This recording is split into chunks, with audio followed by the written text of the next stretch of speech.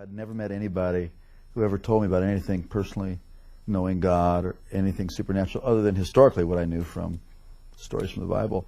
Never met one person who told me they had a real relationship with Jesus. Never knew about the need to really come into a relationship with the Lord through Jesus. And I was busy getting it on. But, you know, there's not enough excitement in the world to ever satisfy. You always got to have more. And I like stuff that was edgy, you know, skiing, and I always liked aviation stuff. And so I started taking flying lessons. Then I thought it'd be more fun jumping out of airplanes. So I became a sport parachutist, and that really got me.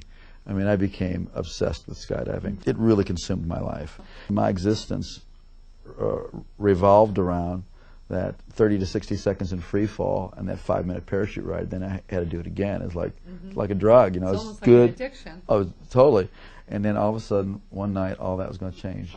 Shortly after takeoff, I don't really recall much because I was kind of dozing off, sitting next to the pilot, or actually sitting on the floor next to the pilot where we moved the seats in this new aircraft. And I was awakened by a sound unfamiliar to me. It was the sound of the motor going completely silent. Uh-oh. And the pilot turned to me and he slapped me. He says, "That's it, we're going down." So we just pitched forward and we plummeted straight down at over 100 miles an hour.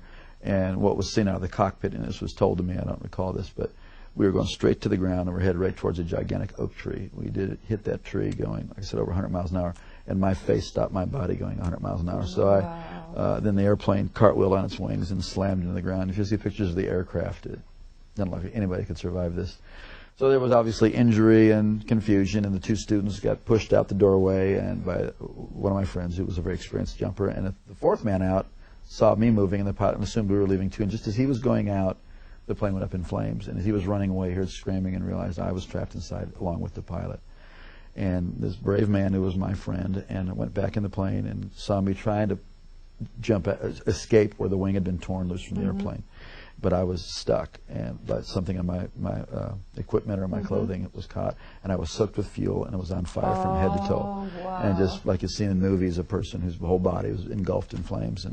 And this is where God did the first miracle. This man grabbed a hold of my parachute harness, and with his bare hands, tore that loose. It's 2,000 pounds tensile strength in each one of those straps. Wow. Pulled so hard he pulled his thumbs out of his sockets. Dragged me away from the plane and slapped the fire out. It kept reigniting, and then he tried to go back for the pilot, and he couldn't. He was burned alive. Well, they rushed me off to the hospital. Obviously, it was horrible, and they rushed me off to the hospital and saw that I sustained very serious injuries. I had a brain injury.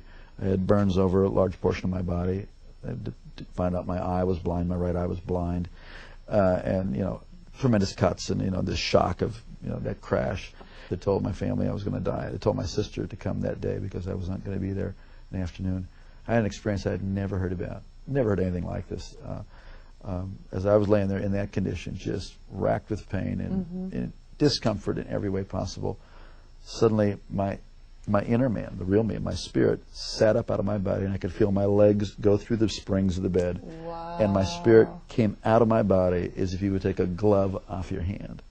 And instantly, I was in a spiritual world. Instantaneously, I knew this was the real world. And this man that I was seeing was the real me. Now, when that happened, were you aware of any pain still? Or no, I was totally completely separated from the pain and the carcass. Completely, no. And I didn't even remember turning around and looking. I mean, I was transferred immediately into a spiritual dimension. And everything about the spirit world is more real than this world. The colors are brighter. The edges of everything are sharper. The emotions are just enhanced. They are clear. And instantaneously, the thing that really struck me the most was there was a complete absence of the awareness of time. Everything in this world is relative to time. You know, you got up this morning, you'll go to bed at night. Something is old, something is new, it will get old. Something is born, it will die. Everything in this plane, in the physical plane, in the natural plane, is relative to time. But everything in the spiritual plane is relative to eternity. So what had been natural to be aware of time was totally gone. And I was totally aware of eternity. It is shocking. It is stunning to be conscious and to know what eternity is. Also, logic and reasoning doesn't happen there. You know, based on the sum total of all my intelligent thoughts that I've learned, you know, I've had a death and I'm in the spirit world. It's like you just know that you know that you know. It's like having a revelation constantly, and it was incredible. And I knew I was traveling. I could feel that I was traveling. And as I looked ahead, there was this pure white light. It was whiter than the whitest snow and brighter than 10,000 suns. And yet I could look right at it, and it was compelling. And it was like I was being towed. I'm being towed like a tractor. And as I was looking, I could feel this anticipation. Wow. But then simultaneously to that, on my right side, I could feel something, and I looked, and there was this blackness sweeping. Now this blackness, as I looked at it, instantly I was aware of its complete nature. It was eternal, like I was experiencing eternity. It was without any matter. It was without any life. It was void, and it was forever, non-negotiable, cut off from the source of all life. And the more that I looked at it, the faster it would sweep. And the more that occurred, the more intense the feeling of the nature of being cut off and sealed forever and separated. It is horrific. Yes. Horrific. You would not, I used to never be able to stand to be near anybody who could say go to hell after that. Because you wouldn't want the worst person. No. You wouldn't want Adolf Hitler, Bin Laden, Saddam. You wouldn't want any human being to ever go in there. It was so horrible.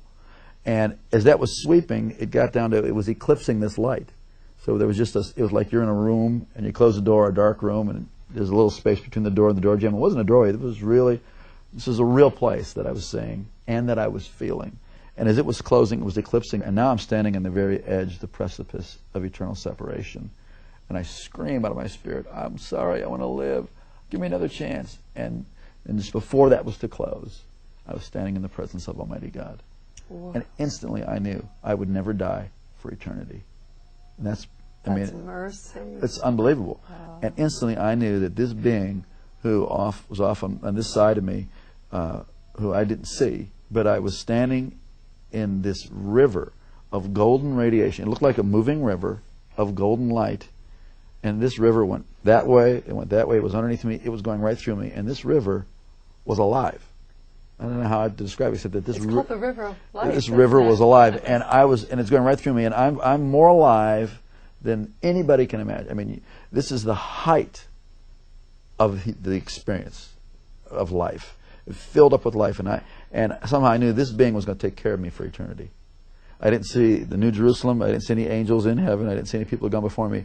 This was the max. So I was so filled with just the love and all of God's majesty, all of His authority, all of His love, everything was just flowing through me. I was like vibrating like a tuning fork, the very essence of God's nature. But when God spoke to me, and not in a language like you and I are talking now, but the knowledge of His purpose, the word of His purpose, came in through that same light.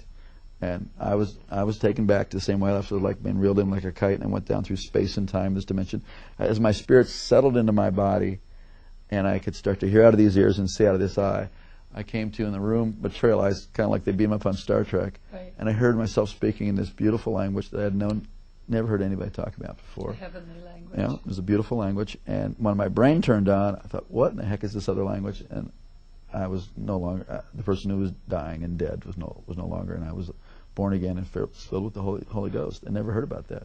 You know, for years I wondered, what was that blackness and why did it sweep down to where it was just a sliver, like about a half-inch of white light? And years later, God revealed it to me. It was really a historical record of my life. That for all the years that I had lived, I was in darkness. And God gave me a space to cry out to Him. And in that space, it changed my future, my destiny, my whole purpose. God loved me the whole time. God was with me.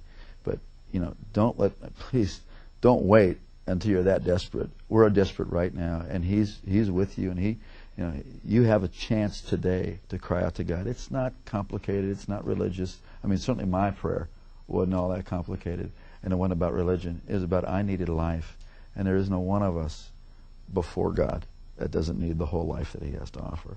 It's usually fear that keeps us from doing that. Or like we're afraid, well, I'm not good enough. That's the whole deal. We need God.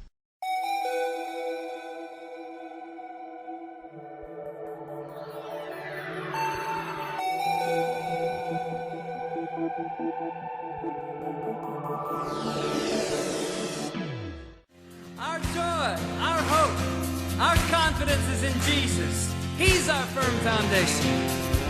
Jesus, you're my firm foundation.